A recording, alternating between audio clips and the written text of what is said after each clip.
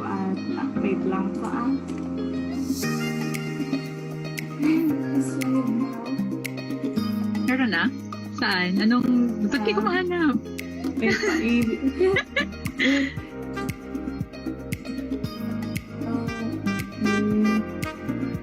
Tag mo na lang ulit ako? medyo matagal po yung pag-load ng link. Sige. Or send mo sa chat. Yes po, send ko po sa chat. To everyone. So, to everyone who's here, please host a watch party kung kaya nyo. If you're using a laptop and you have a device, para dumami ang viewers na Renee. Yan. Pagtulungan natin sila para makaabot sila sa areas na hindi natin usually nasasama. It's not working with me. Why though?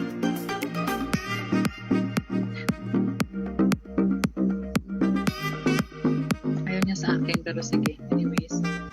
Ayaw po po.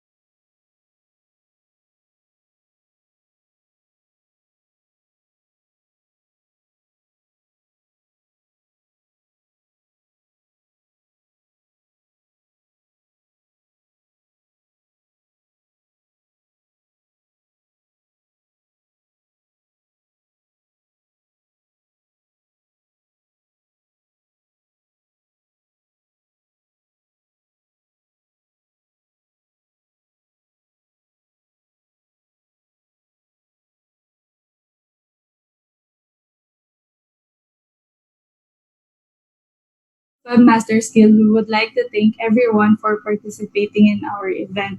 So, for our very first guest speaker, she is a registered psychologist and a registered psychometrician, and she is no other than Miss Myra Gahid.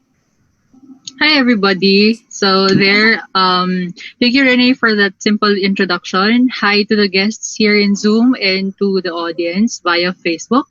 As mentioned, I am Myra G. Gahid. I am a registered psychologist and a registered psychometrician. So for the time being, I have been invited to talk to discuss a lot of topics related to mental health.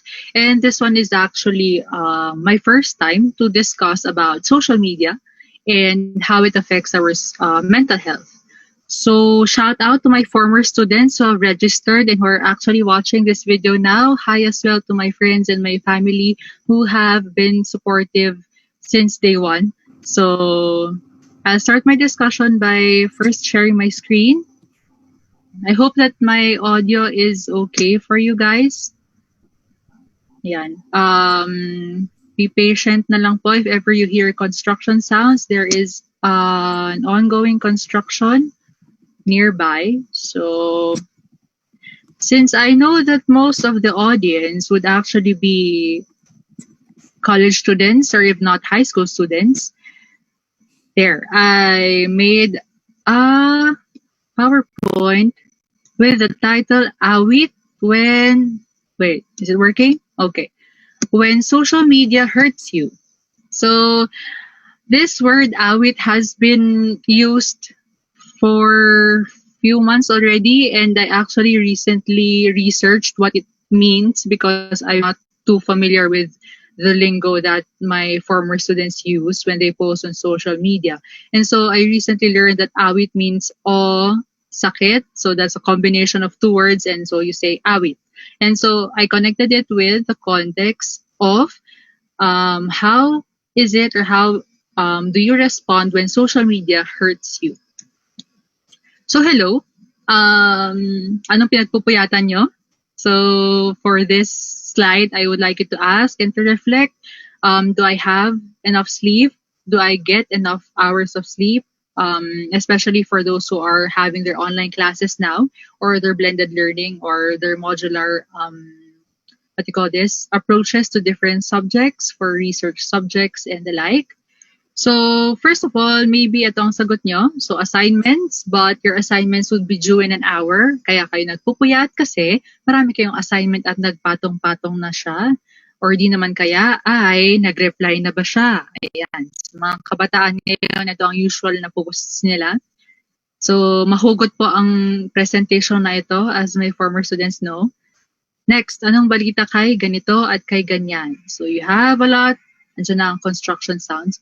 You have a lot of people that you would want to be updated to or updated from. And isang message na lang matutulog na ako. Pero yung isang message, naging isang thread hanggang sa hindi mo na malayan, umaga na pala. Susunod, ano na naman ang ginagawa ni? So I did not continue because this might be seen in a personal or subjective context. It might refer to your political concerns, your personal concerns, and even your educational concerns. And so I would want to ask you, what do you think this number means, 76 million? This is a rough estimate. For participants in the Zoom, hindi ko pala makikita yung chat, pero yan, manage na lang kay Renee. So if you can guess, what does this number mean? 76 million, you can send it via chat. Yeah, I'll give you a few moments to guess. What does this statistic mean? 76 million. You might have a prize actually if you guess the right answer. So, papatake note ko na lang kay Ms. Renee. So, 76 million refers to the active social media users in the Philippines. So, for the chat, I'll let Renee handle that for now. So, this is a statistic last year, 2019. And when you say active social media users, this covers Facebook, Instagram, Twitter, and your active sites such as, I think TikTok is already included here. I'm not so sure, but this is 2019. And so I wonder if how or what percentage does this number increase during the pandemic? So I think this is already an underestimate.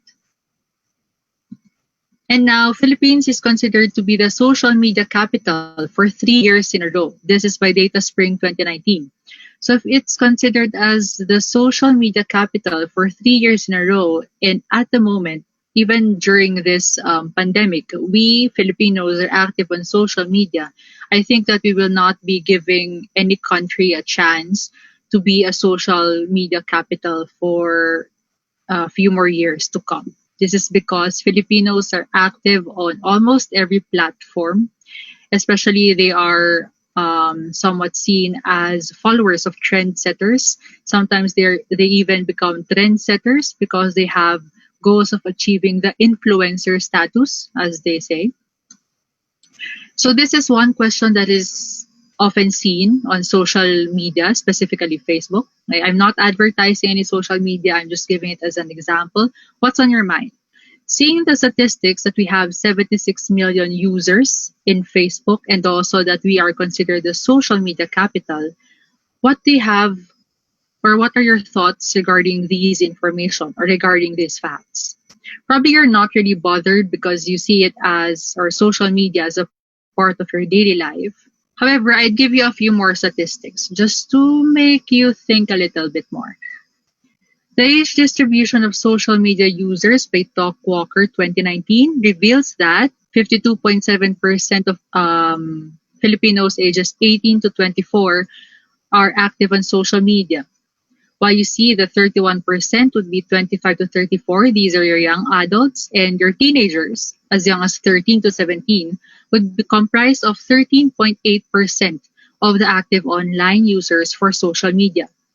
Now, I also think that this is an underestimate. You have not included children below 13 years old, which I think, or who I think are going to be more active in the next few years or so, especially with the changes in our educational sector. So there might be a shift in terms of your age distribution. And for the consideration of people working from home, 35 to 44 demographic, 45 to 54, even your 55 to 64 might actually increase. So there might be a shift in your dynamic as the graph might be spread out and not necessarily peak at the ages of 18 to 24. Now, the top themes in the Philippines for 2019 would be happy birthday. This is the first thing. So Filipinos are known to be social people. Well, everybody generally is, but for Filipinos, we put prime in celebrating. And therefore, I think happy birthday became the top theme because we have reminders in Facebook regarding who among our friends they call this spend their birthday today or celebrate their birthday today. I haven't circled mental health. It was surprising for me, and I think it's also a good thing because mental health has been given a prime seat in terms of being a topic that is discussed in the country, especially now during the pandemic. And as we are facing the new normal, quote unquote, new normal, whatever that means for you. But in general context, we are facing new policies, guidelines, and systems that mental health should be one of the priorities as we adjust our lifestyle to the new normal. I was also surprised to see that there are topics here. If you can see my mouse, this is a Korean term. So what's this? Cho Choun Musob. I don't know what that means. Illegal drugs was here twice. You see their mass voting. I think this is Greek here. Dry ice, European Parliament, federal government. So you have global warming. You have a lot of interesting topics here, but I'm really excited that mental health is one of the top themes in the Philippines as we try to remove the stigma and lessen the stigma related to mental health. So my next question is, anong status mo? In terms of how are you right now, what are you thinking, how are you feeling? You may also relate it to your relationship status as you often post it on Facebook. Or may label na ba kayo? I am referring to what are you standing for during this pandemic or during the new normal? Do you already have a plan, a routine? an advocacy that you would want to share? Have you discovered anything about yourself you find interesting? Have you found new friends during the pandemic, or have you realized new relationships that you would want to maintain or that you would want to let go during the pandemic? And so, anong status mo at anong label ninyo? Now, I mentioned that because I also saw a graph about or a picture about the top emojis used in the Philippines. And as you can see here in the center part, you have there your heart eyes, and your uh, what's it called, this crying emoji, laughing with tears emoji. I have encircled the significant ones related to mental health. You see your broken heart. I don't know what this emotion is right now, yeah, but it expresses hurt. This expresses disappointment, frustration, teary-eyed emotion or sad emojis. There. So it's actually repeated. As you can see, there are significant emojis here that refer to mental health. Okay. And mental health is, I would just give a primer, especially for those who have no background in psychology or in related sciences or related courses. I took the definition from World Health Organization. So basically, mental health covers four aspects. The first one is the capacity to cope. Stress is a daily thing. It is inevitable, and therefore you have to acknowledge that stress is something that you cannot escape, but it is something that you can manage if ever you are mentally healthy. The second is ability. So having sense of your skills, what you can do, what are your potentials, what are you good at. This is, or the recognition of the things that you can do is also a feature of good mental health. The third one is productivity, being able to get an output or produce an output, to be able to create something, to make your assignments, to do your tasks and your responsibilities. This is one feature of a good mental health. Lastly, would be contributing or being an efficient member of the community. When you contribute, this is in essence a combination of your productivity, your capacity to adjust to stressors, and to be flexible regarding adapting to your environment, and also your abilities and your skills, the knowledge and recognition of them. So by World Health Organization, more than the absence of mental disorders, there is a myth or a common thought that people who seek help from psychologists or psychiatrists are the ones who have mental disorders. However, there is also a concept called good mental health, and the absence of mental disorders is considered still under mental health. Mental health is an integral part of health. Integral part because it combines your physical, your psychological, your emotional, and social aspects of your reality. So there is no health without mental health. So the feeling or the stigma that mental health is just for the people who are crazy, for the people who are going crazy, we are debunking that myth in this seminar or in this webinar. It is an integration of all aspects in your life, your physical, psychological, emotional, and your social. This means that this also covers your relationships with other people and also the relationship with yourself. This is determined by a range of socioeconomic, biological, and environmental factors. As we say in psychology, behavior is the interaction of your environment and your heredity. Similarly, your mental health is a combination of your socioeconomic, that means your status in the society, biological, your genes, heredity, your DNA. Environmental factors would be the neighborhood that you live in, the country, okay, the country where you live in, and other factors that are or that can affect your mental health. Next would be So mental health also covers, ideally, cost-effective public health and intersectoral strategies and interventions that exist to promote, protect, and restore mental health. This is seen by the mental health law in the Philippines, which was recently enacted, and access to mental health services due to the rise in demand. And so we have government agencies and non-government organizations building modules, building trainings, and building programs to help our employees, our students, and basically every Filipino to have access to mental health services and to mental health professionals. A quote by Eric Qualman: "We don't have a choice on whether we do social media. The question is how well we do it." I would actually not discourage you from using social media, whatever type of social media you have there or you have on your phone or in your laptop or desktop. But I would want you to be responsible regarding how you use social media. Social media has been a staple for us, especially because there is an industrialization going. So this is your technology or your industry revolution 4.0 in relation to industrial psychology. So things that are offline are now going online, not just because of the pandemic, but because of the advancement in technology, innovation in ideas, and innovation in businesses. And so I use the word social to represent the good side of social media. So we start with S. This is to sustain relationships.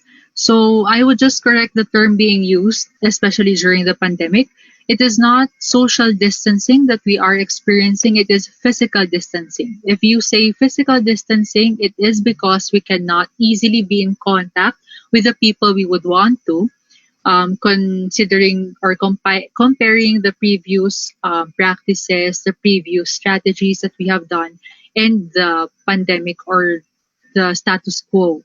So, sustaining relationships would be still maintaining social relationships, and therefore, this webinar is a type of a social event. It is because we want to have a relationship with our audience, we want to have a relationship with our colleagues, with our students, with other people via websites, via social media, via basically any online platform. Another point is your social media is an open source of knowledge. So before the pandemic, you may have used your social media to ask people for recommendations. You have used social media to ask questions, to coordinate with your group mates in terms of assignments, to coordinate with your colleagues in terms of projects. But right now, we have seen a rise in terms of platforms that can offer webinars, that can offer conferences, that can offer meetings that may have been less considered before pandemic rather because of the accessibility to meeting rooms, conferences or conference halls, and event centers. So right now, open source of knowledge refers to news, updates regarding the things that you would like to be or that you are interested in, regarding what happens or what is happening in your locality, especially if you're not at home, what happens in other countries. So we have seen a lot of movements in other countries, especially about the pandemic, especially about our government, how people are dealing and coping with the pandemic, and how we are adjusting to a new normal as a global collective. The next is communication. So prior to everything, we underscore the fact that people are still social beings. We cannot live alone, even if I think you try to. It's rare that happens, or it would be rare that it happens, but social media is a good source of social support, emotional support in some level, psychological support in some levels as well, because it provides us communication. It provides us access to our loved ones, to people who matter, to our or to even to influencers and people we look up to. So we follow them on Instagram, we follow them on Twitter. We can even send them messages or private messages if ever they read it. You can have access to people that you cannot talk to prior the pandemic because you have a lot of things to think about, and therefore the platforms of social media or the online presence of social media gives us an upgraded version of how we communicate. And this leads me to the next point. So social media also gives us opportunities to influence, to inspire, and to innovate. These are three different ideas, but I merged them into one because influencing could either be a good side or a not so good side for you. But if it is to inspire and to innovate ideas to help other people, then it will definitely fall on the good side. We have seen a lot of initiatives, a lot of volunteer projects, a lot of free webinars such as this. We have seen a lot of people. I have read a quote. The pandemic exposes the bad systems or systems that are no longer working. The pandemic exposes the kind people, the compassionate people, but it also exposes inhumanity. And therefore, we go to the not so good side later. But if you have the goal to influence, to inspire, and to innovate, this is a part of the good side of social media. The next would be avenue for creativity and expression. We have seen teenagers, we have seen the youth sharing their thoughts and opinions via social media. We have seen a lot of posts becoming viral, becoming talked about because there is a longer time for reflection. We have a lot of time on our hands to read and scan, scroll our social media, and therefore we can reflect and give responses to this creativity, this type of expression. We have seen a lot of vloggers, um, booming vloggers. We have seen a lot of our friends starting to create art, create music, create poems, create content, okay, for the public to consume or to view. And this would be also a form of coping strategy for their stress, or it might just be that they found their hobbies that they have forgotten prior to the pandemic. And the last is it lessens boredom and anxiety, especially for people who are left alone in their dormitories, as mentioned by other participants. Also, for other stories on Facebook that they were left alone in their dormitories or boarding houses because they were not allowed to travel or there is no avenue for them to travel. It lessens their boredom and anxiety. So social media allows them to connect to their loved ones, to their family members, and their friends, so that they do not feel alone, they do not feel anxious, and that they do not have to reach the point of feeling worthless, feeling hopeless, and that feeling that there is no tomorrow. So now with that we discussed the good side, we go to the not so good side. Since we are talking about social media, I just use media as an acronym for this context. Not necessarily that I have anything bad or against media. However, I found it as relatively good so that you can remember the subtext of my discussion when we use an acronym. So we start with letter M. The not so good side of social media to our mental health is scattered. Scattered content, scattered information, fake news. There will be messy, malicious, and mean content. Some are intentional, some may be unintentional. However, we have seen a surge of fake accounts recently. We have seen a lot of addressing or propaganda against people who would want to express themselves. We have seen a lot of accounts that are being blocked, accounts that are or comments that are being reported as well for just mentioning or expressing themselves. And you see here that it can become a toxic environment if you stay too long on social media because of malicious, messy, and mean content. The next is experiences of bullying, discrimination, and others. So as you gather, as you view messy, malicious, and mean content, you're essentially spending more time in social media or on social media. By the way, by statistics, as of last year, Filipinos spend 3 hours and 52 minutes. That's roughly 4 hours on social media every day. This is prior to the pandemic. So I wonder how many hours do Filipinos use use social media during the pandemic? Probably double. So we're, I don't know, around 6 to 8 hours might be a good estimate, but that would be to be further researched. So experiences of bullying and discrimination. Cyberbullying has been an issue even before this discussion. Discrimination has been an issue, especially for targeted groups, especially for um, today or this month is a Pride Month. So happy Pride Month to all audiences and to everybody. So we celebrate our individual differences, we respect opinions. However, there are still people who are vocal about discriminating people and demeaning people and bullying people. And this is the not so good side of social media because words can just be mentioned and posted on social media. And sometimes you do not think about it, or people do not think about their posts affecting other people. I have also seen a post that has been shared by many of my former students.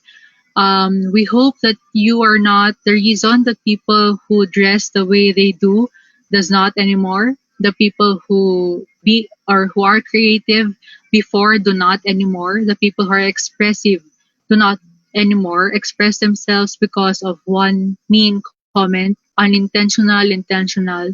Okay, so we just be mindful of whatever we post on social media. Next is sometimes social media becomes a distraction for your real interactions and problems. So if you're feeling stuck with your family, on one hand, some say that it is a good thing because you build memories with your family members. On another hand, since your family members are viewed as toxic or as are viewed as very different from you and you're not used to being around them, you go on social media. So it becomes a distraction to actually solve problems and to have real interactions with people around you. And that's a not so good sign for our mental health because you find solutions somewhere else instead of actually solving the problem that is in front of you. So I would be image building and identity management.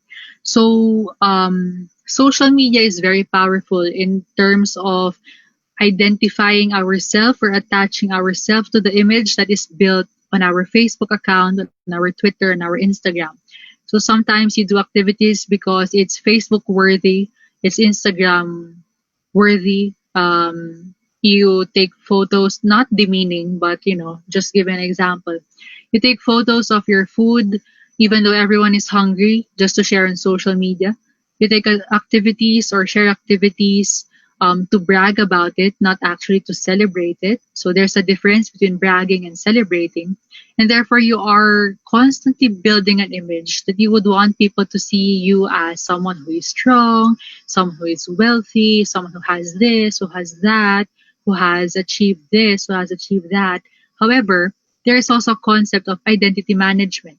Now that you have for example, experience negative emotions and your social media image is being someone who is strong and who can do nothing wrong, someone who is perfect, quote unquote, it becomes hard for you to manage these negative emotions. And sometimes it makes you feel overwhelmed to share your emotions because you're so used to protecting your image online that you forget to protect yourself offline. And this might lead to addiction. So, although it is not yet a part of the DSM or the Diagnostic Statistical Manual for psychologists, gaming addiction or the internet addiction has been under research for a couple of years now. And this pandemic can even heighten the researches regarding addiction because it might lead to more serious concerns if not addressed properly by your mental health practitioners and mental health professionals. So, giving research based information because I welcome audiences as well who might have negative thoughts or negative ideas, concepts about mental health, having a stigma that mental health is a topic that should not be talked about or that issues such as anxiety, depression is not real or not real. And so here, there is a moderate positive association between the number of minutes spent on Facebook and depression level of Filipino college students. This means that as the as you spend more minutes on Facebook, there is a higher tendency that you can also have depression or there is a higher tendency that you experience depression worse if you spend more time on Facebook. This by Maglunog and D 2019. Eating attitudes and social media affinity influence your body dissatisfaction. Tadena Kang and Kim 2020. So this was published January or February, I think. So it is a recent study. It is because we are being influenced by social media influencers who says that our body should look like this, we should dress like this, we should become like this. And now we are becoming more open to body types, if there is such a thing, or if we even consider it as a concept. We are open to stigma regarding weight, gender, other issues related to Filipinos, and other cultural concerns that seem to be very heavy in terms of Filipino culture. So it's already seen there that social media affinity influences your body dissatisfaction. The more that you become exposed to the how to and the have to, the must haves, you become less content about yourself and you judge yourself. You um, have low self esteem, low self confidence, and essentially have increased body dissatisfaction. Time spent on Facebook also increases depression and anxiety scores. I want to highlight this because the study was 2014, so that's 6 years ago. But 6 years ago, it's already proven that your Facebook time or the time you spend on Facebook actually increases or might increase depression and anxiety scores. If this is the effect 6 years ago, how can you imagine the effect right now, especially during pandemic when people are limited in terms of their socialization activities, in terms of their physical activities outside their homes, and that they are stuck inside their homes with internet access, with unlimited sources of knowledge, fake or true news, or whatever type of interest they must have. Um, there would be increase in depression and anxiety statistics during the pandemic. So that's even proven in our practice. And I would just like to point as well something that is cultural. PMHP would be Philippine or persons with, should nakiklik, persons that face stigma. I will just discuss. Persons with mental health problems face stigma due to cultural considerations.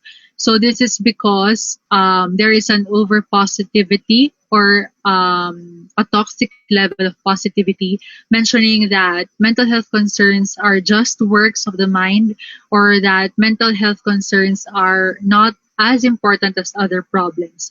And another factor that is becoming a part of this stigma is the access of people to mental health professionals and mental health services.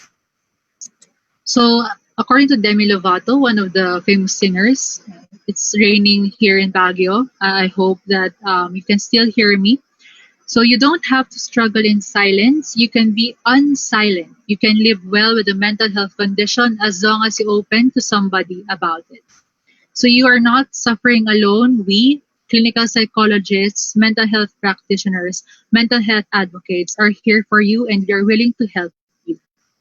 So in relation to our willingness to help, I am currently a part of Psychological Academic and Art Services.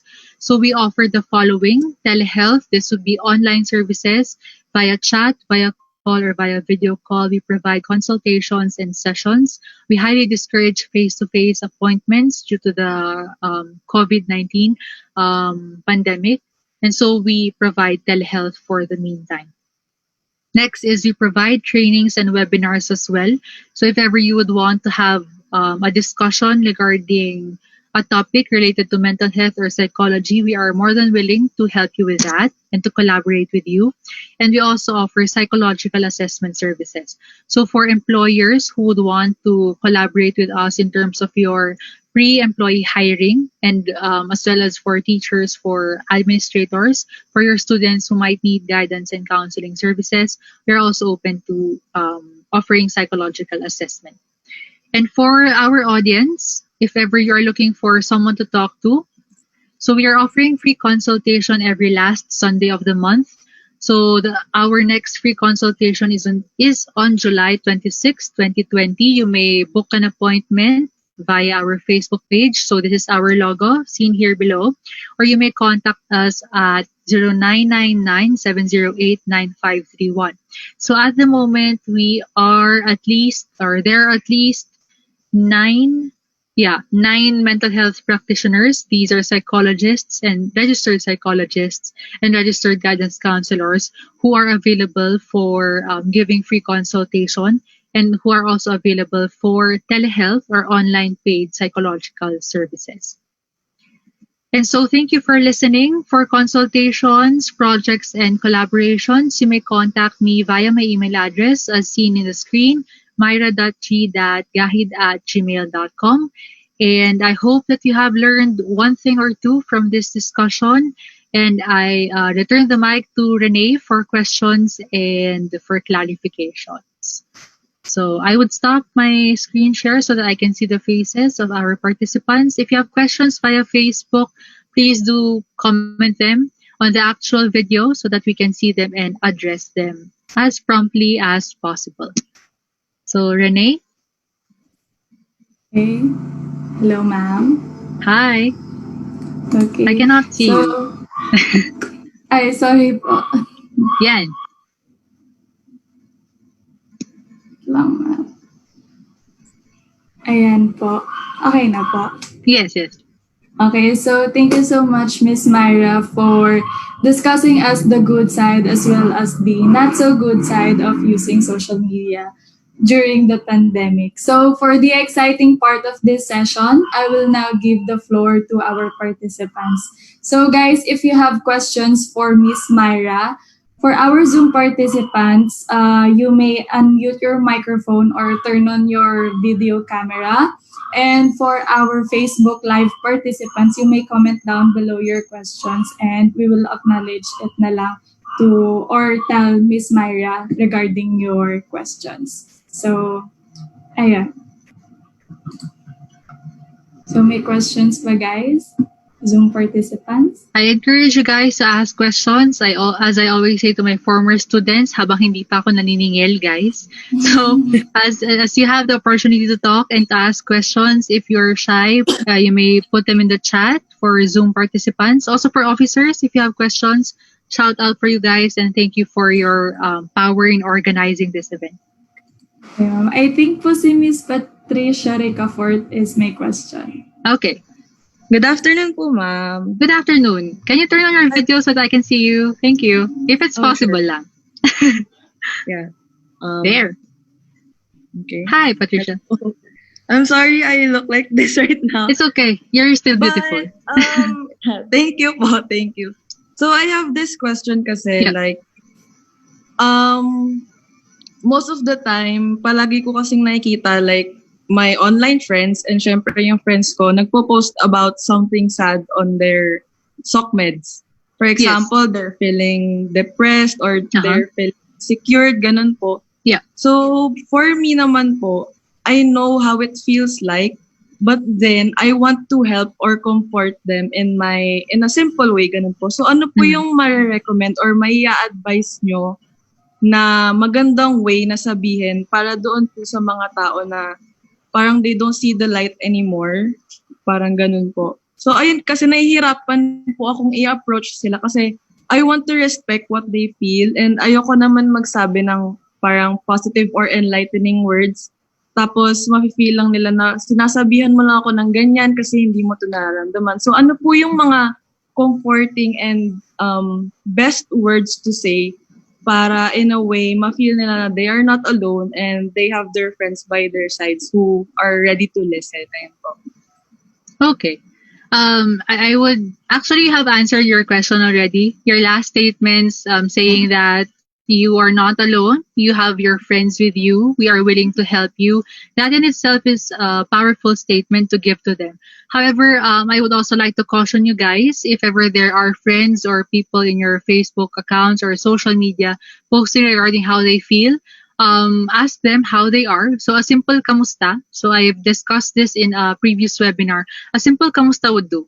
And if ever they have long stories to tell you, just listen or just read. Sometimes silence is comfortable, or silence allows people to feel comfort. Although we cannot be with them physically, our presence online by reading their responses, reading their messages, and reading their stories would give them a feeling of, may tao pa pala may pakialam sa akin, or that someone cares about me. And if ever you think that you cannot handle their problems on your own, and if it's possible, um, as much as possible pala, do not give advice to people, especially if you have, what do you call this? Another person being very sad or being beyond sad, almost depressed or actually on depressed episode. Do not give an advice, because a person who is at a negative state or feeling negative emotions would not necessarily think about these things or these advices. They might see it as, you do not understand me, as mentioned by Patricia. So if ever, ask them muna. Magpaalam muna kayo. Pwede ba akong magbigay ng suggestion, or may I recommend something? And then that's when you enter your advice, or that's when you enter the concept where gusto mo bang samahan kita or gusto mo bang i-connect kita sa isang mental health practitioner. So I think this is also one of the important things to address.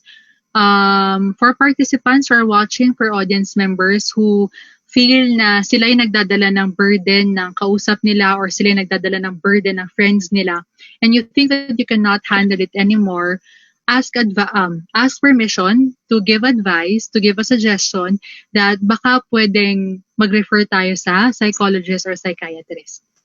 So I think that's a good thing to say if ever.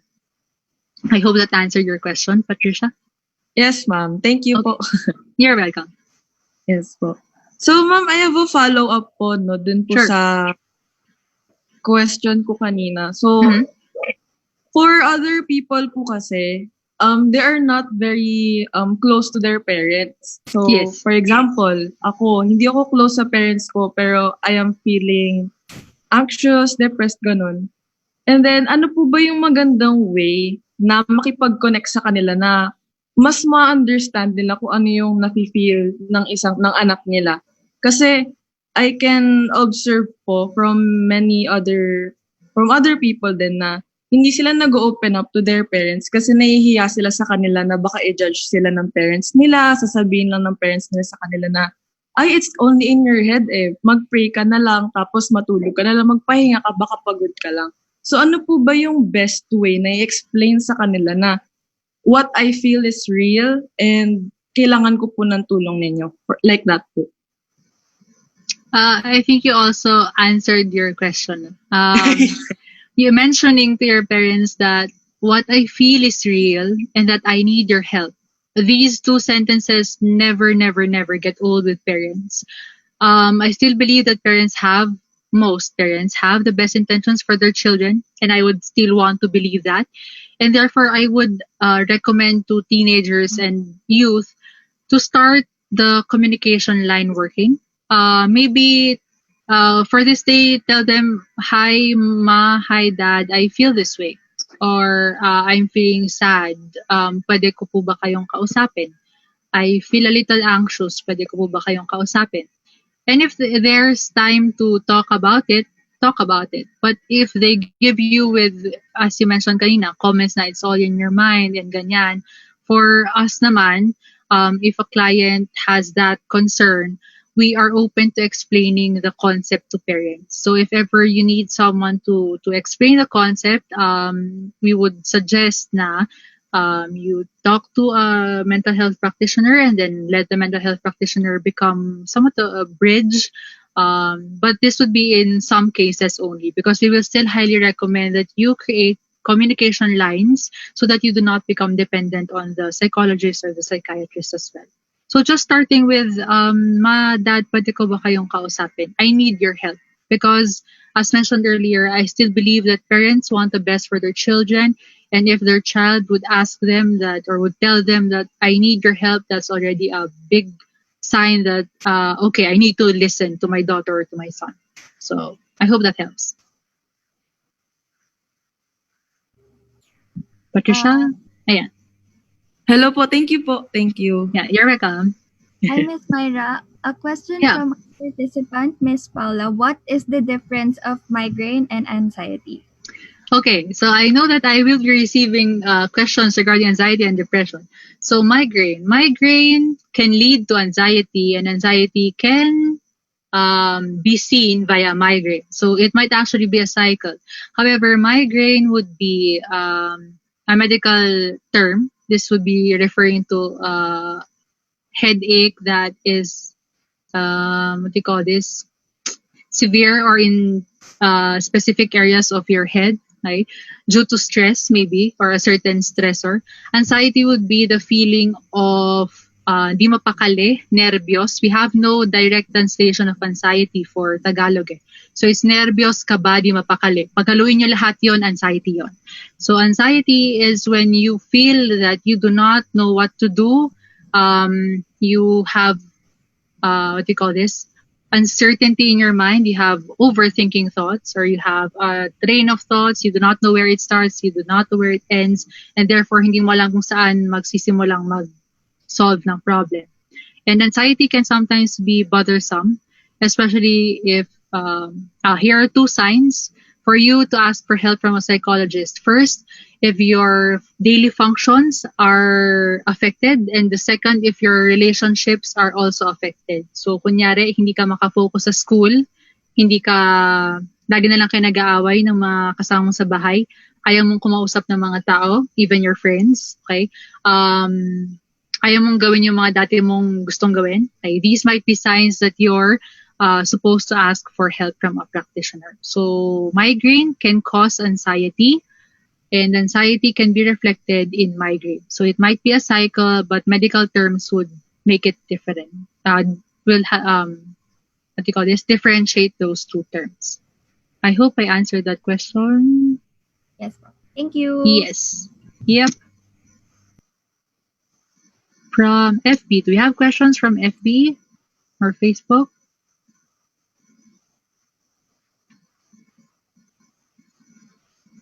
Hello, ma'am. Yes. We have question. Yes.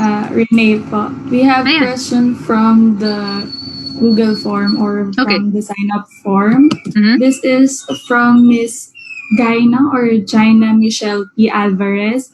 Hi, Miss Gina. Insights about teenagers who seek approval or validation through social media. Okay. So teenagers who seek validation through social media. The teenagers now are considered generation. I don't know na kung anong generation, because they always say it's a generation gap and whatever. But the teenagers now are more exposed to social media. They grew up in social media. They were the generation that has been exposed to internet ever since they were in elementary. So seeking validation and seeking approval via social media might actually be considered normal for these teenagers, because it's a part of the identity process, identity finding process, as I discussed earlier. However, it becomes burdensome, or it becomes bothersome, it becomes alarming if they rely too much on how they show themselves on social media. So if ever asking for validation or asking for affirmation would be, guys, ang ganda ba ng trabaho ko? Or can you give me constructive criticism about my work, about this essay, or about this post? What are your comments about it? I want to start a business. I want to get this course. I want to enroll in this course. It might be a positive thing. However, if you see these teenagers, ultimo damit or ultimo kakainin nila, they ask on social media, that might be the other end, which is negative. And so I think it depends on the case and it depends on the situation, but I generally see it as a part of their stage of growth, especially they are in the identity development stage and they are looking for themselves, and they would want to see how their social media identity integrates with their personality as well, and the other way around. So they might become more introvert or more extrovert depending on their exploration for social media. So there, I hope I answered that question. Yeah. Thank you po. I see Miss Paula. Paula? So, ask ko lang po Yeah. na what is the best therapy for the people na nakaka-experience po ng migraine? Na migraine. Okay. So first would be to address this based on occurrence or frequency. I am not a medical doctor. So just to clarify then, for those who are confused, psychologists provide therapy. Psychiatrists are the ones who give you medicines or who give prescriptions for medicines. Okay. So as psychologists, we provide therapy. For migraine, I would suggest that you first record the intensity and the frequency and what are your usual stressors. If you think that these are biological related or physiological related, for example, the food that you eat, what do you call this, your sleeping patterns, it might be good to refer to a doctor. However, if you think that your triggers or your stressors are based on problems, based on feelings, emotions, and thoughts, it might be related to anxiety. That's when you approach a psychologist. So it depends on your record. So keep a record first. Observe yourself for 1 to 2 weeks. If it still occurs after 2 weeks, then might as well seek help from a medical professional. So, Thank you po. thank you. Reina, any other questions? Ma'am, we have another question Renee po pala, Reina, tuloy. It's okay po. Sorry. From Miss Ella Jasmine Santos. Yes, hi, Miss Ella. Bali ma'am, maganda po tong question kasi saktong-sakto siya sa online classes. Okay. So yung question po niya is, how can we possibly make people around us believe that we are suffering from mental illness and not just trying to make excuses when we tend to feel unproductive? Okay. I think this question stems from the asking a confirmation if it's okay to ask for help and not to post it on social media. Some people find it as a relief to post on social media, while others find it stressful to post on social media. So there is a range of what you call this, a spectrum, might as well say. So you do not actually need people to believe that what you're feeling is real. It needs one person to believe in you, and it needs one person to share your concerns with, to share your emotions with. And if it refers to, or if that refers to a parent, a sibling, a family member, a best friend, a cousin, a friend, a classmate, or even your mental health practitioner, I don't think that you need to validate yourself in terms of that. As I mentioned, your feelings are always valid. However, what you do in response to your feelings would be your responsibility. So that is where I come in. Lahat ng nararamdaman mo, galit ka, malungkot ka, valid yan. Kasi tao tayo. And I would also debunk the idea that males are not supposed to cry. So males, it's okay to cry. I would want to tell you that. And for females watching this video, please do not tease males when they cry. Okay? They are still humans. Ang dami kong segue. So, dito ko sa webinar. Kaya gusto ko ng Q&A kasi ang dami kong segue.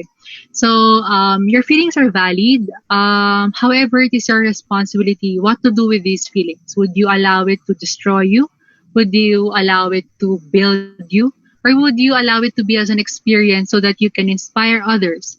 That, even if I have a mental health condition, even if I have experiences negative emotions, I can still work, as mentioned by Demi Lovato. I can still function as long as someone knows what you're going through. Para naman hindi mo siya sinasalo. Kasi hindi mo kayang mag-isa yan.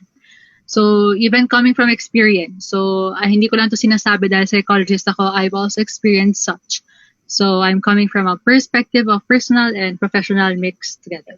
So, I hope that answers your question. Yes, thank you po. Sure.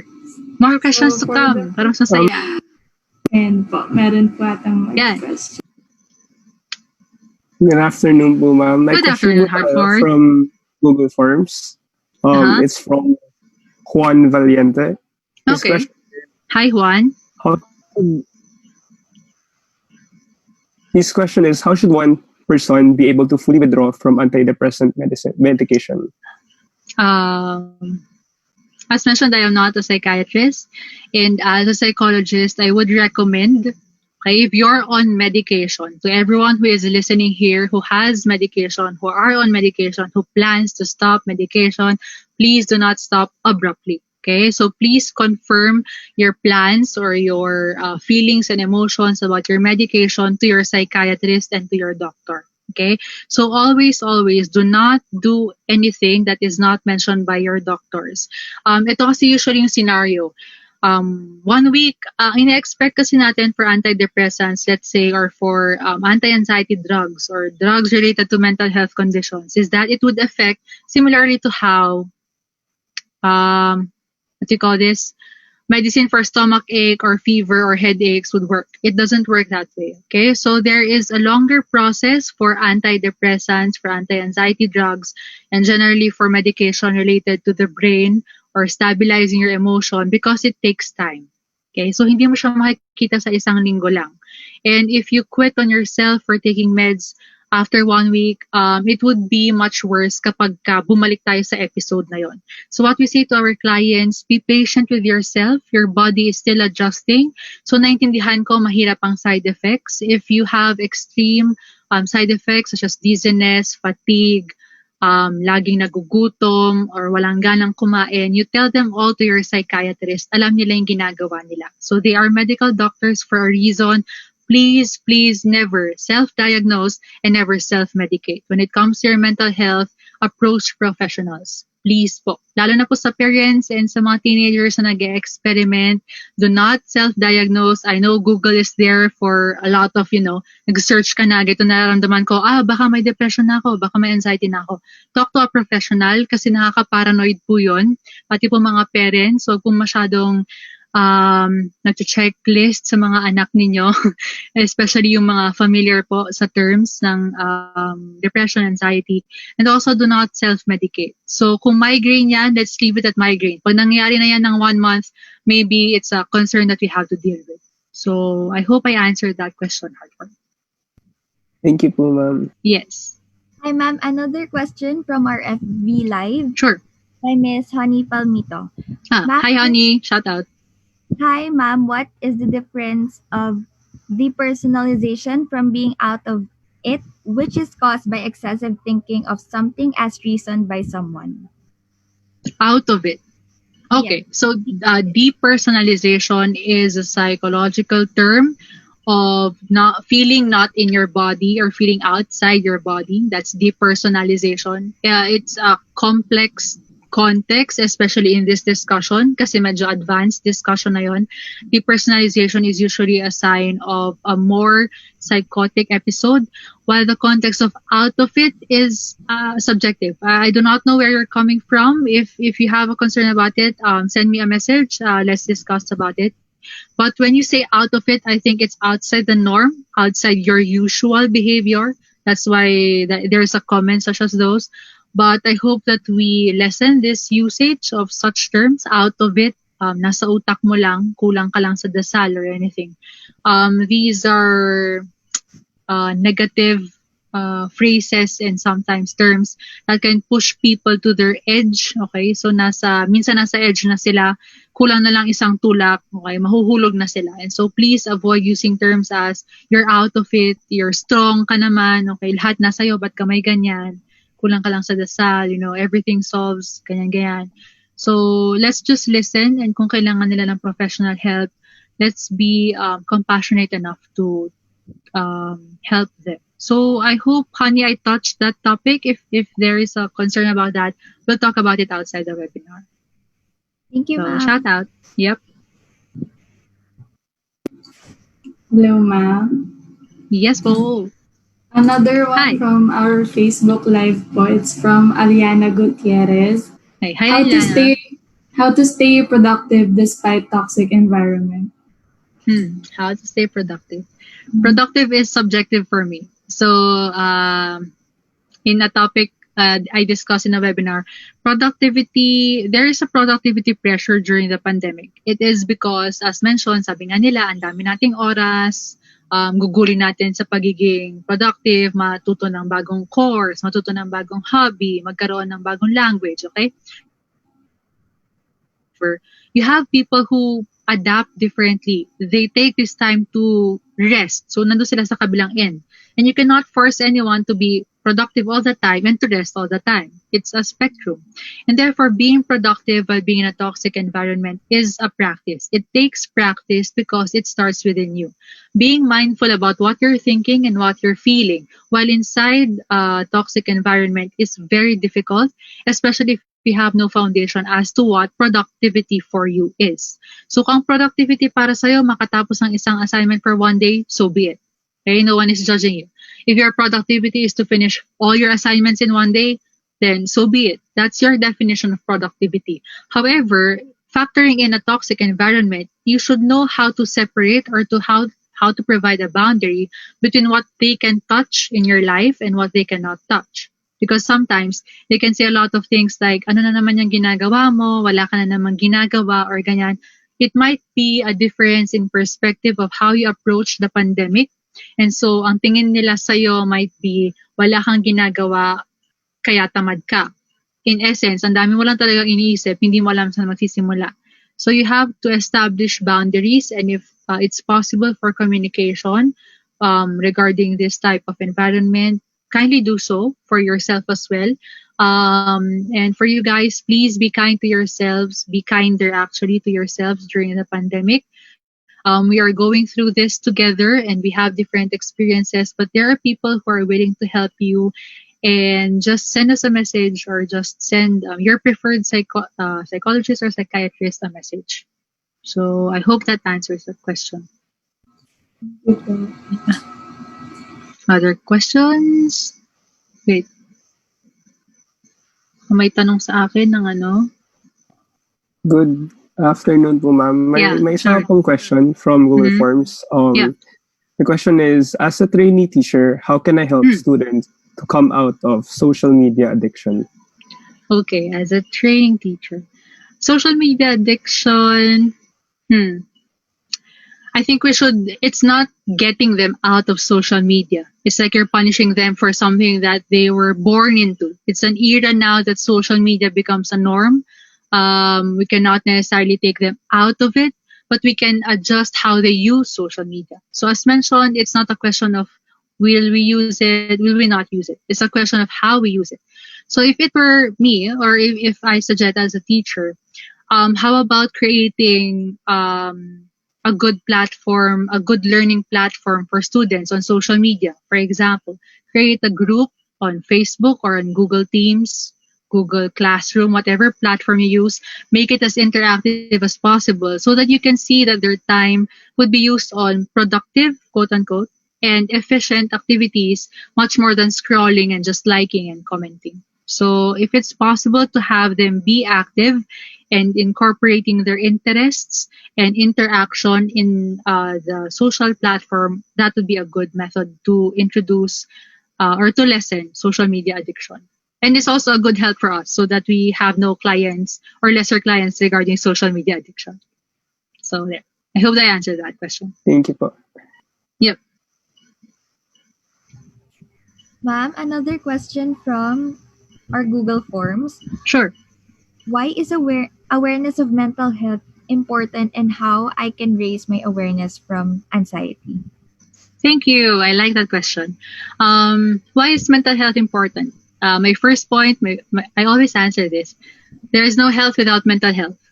You can take care of your body if you cannot take care of your mind or your brain, for that matter. Everything would be off. Okay? So, in essence, although it is starting to become less of a taboo to talk about mental health, the participation of the youth and young adults, teenagers, and also those who are on social media is very important, because mental health is not only a concern of the psychology field, but it is intersectoral, as mentioned by World Health Organization. We need the help of teenagers, the youth. We need the help of employers. We need the help of the government. We need the help of non-government organizations. So mental health is important because it affects everything. Okay, you might not notice it, but some people feel anxious, feel depressed because they have lost their jobs during the pandemic. But you do not see it because your perspective of finances and economy is different from their perspective. Just for an example. So you may not see how anxious or how grief has affected a person who has a family member, who has a friend who passed due to COVID because you have not experienced it. That is a different context. So this is the influence of mental health. It goes across all aspects of your life, but it is still individualized. In terms of being mindful of your anxiousness or anxiety, similar to how I mentioned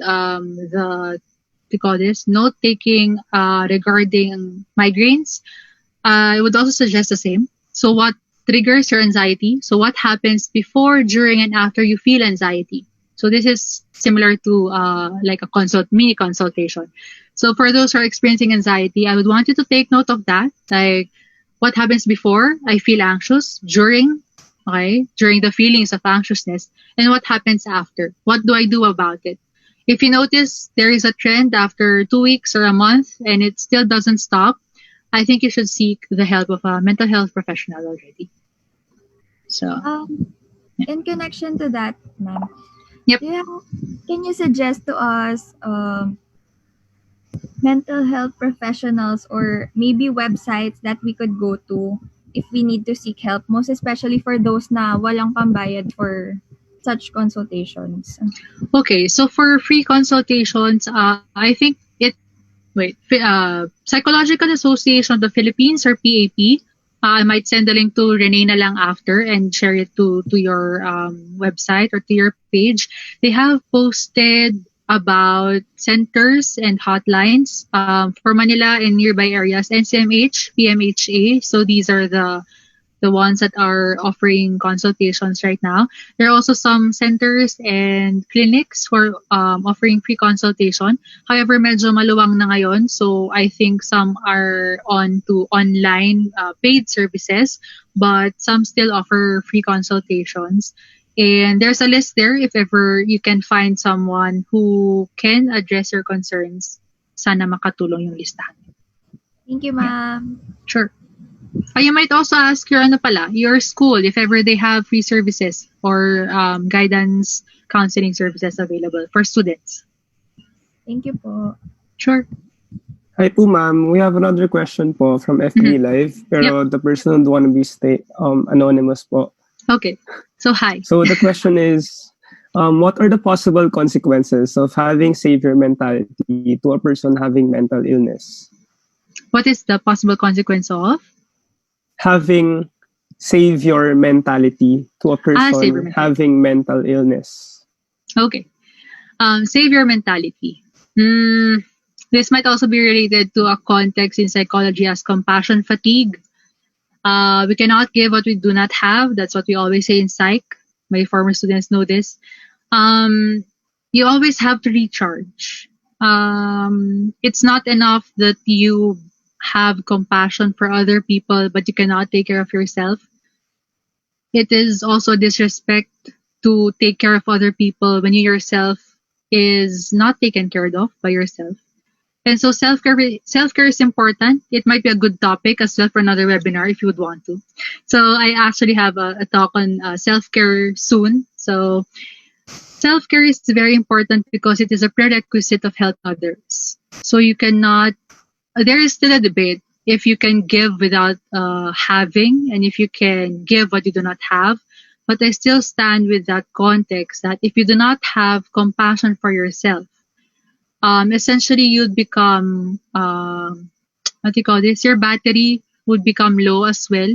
And that would affect how you become compassionate to other people. So baka may biglang outburst ka na lang ng pag-iiyak, ng pagiging galit, kasi hindi mo naalagaan yung sarili mo. So you have to take care of yourself. Kamusta ako ngayong araw na to? Am I willing to take up this much of a story?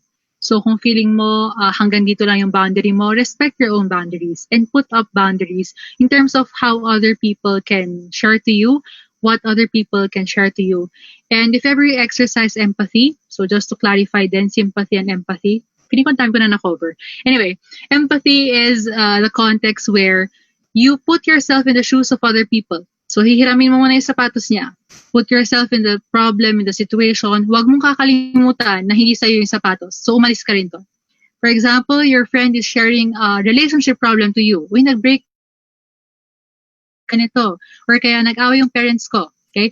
Put yourself in the position. However, do not forget na hindi sa'yo yung problema. Okay? So, tanggalin mo rin yung sapatos at saka ibalik mo sa kanya with respect.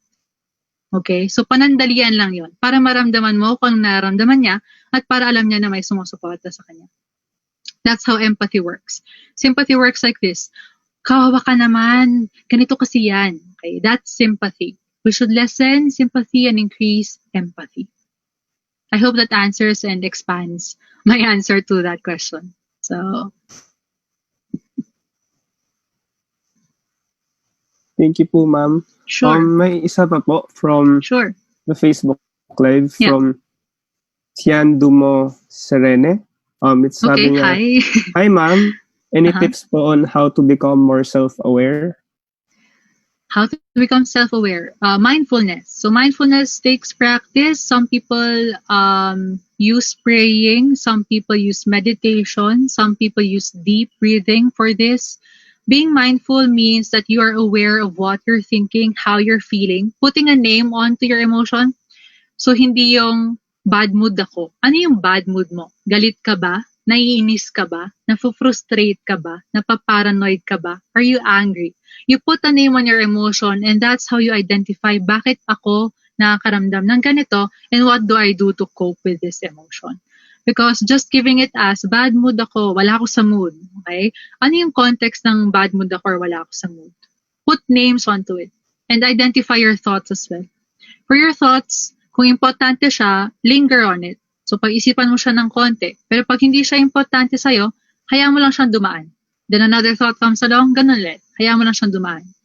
You put importance, you put an effort, you make time for thoughts, for emotions, for people, for relationships. Ito na ang segue at hugot ko.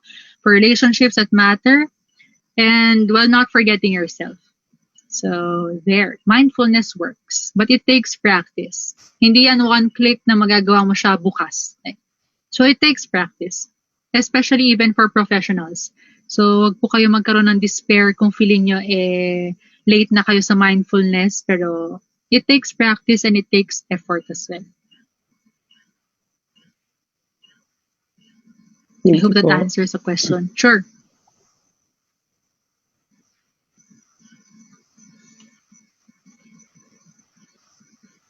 Renee, may questions pa ba tayo? Hello? Ayan. I'm talking to...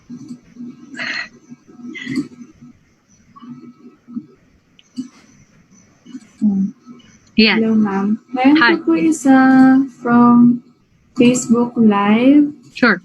from Mr. John Paul Lopez. Hi, John Paul. So, yung question po niya is, how can we separate our mental health condition from the difficulty of family problems po?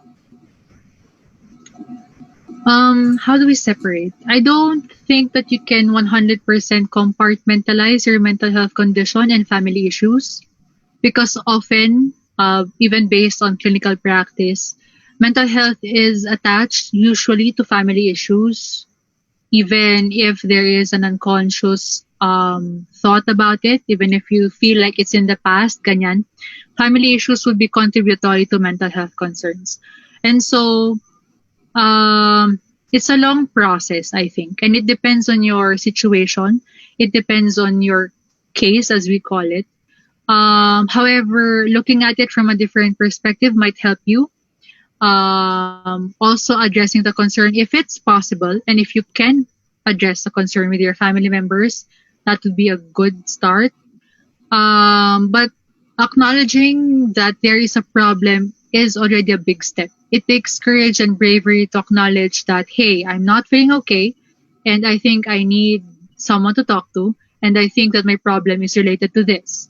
And now that you have identified your problem, you, as much as possible, work on solutions. If it doesn't work, then look for someone to talk to, look for someone to seek advice from.